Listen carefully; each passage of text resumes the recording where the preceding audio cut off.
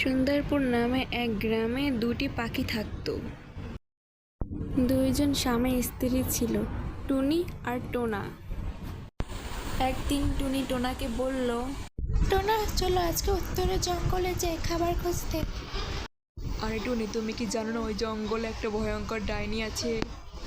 আরে টোনা, চলো তো, কোনো ডাইনি নেই, আর ডাইনি হলে ডাইনিকে এমন শিক্ষা দেখাবো যে ডাইনি ভয়তে চলে যাবে। তারপরে টুনি আর টোনা রওনা দিল উত্তরের জঙ্গলের দিকে। উত্তর জঙ্গলে একটি গাছে বসেছিল সেই ডাইনিটি।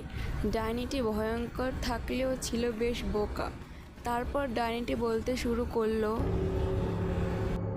অনেকদিন হয়ে গেল কোথাও শিকার করতে যাওয়া হয় না, আজকে একটু শিকার করতে যাওয়া লাগবে।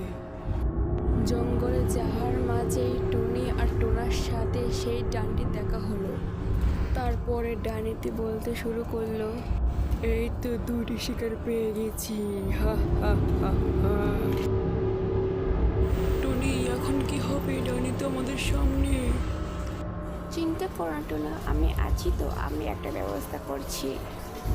তোদের দুইটার ঘাড় মটকে খাবো আমি, হা হা হা।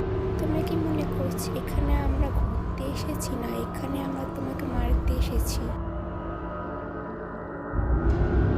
মারতে এসেছিস মানে?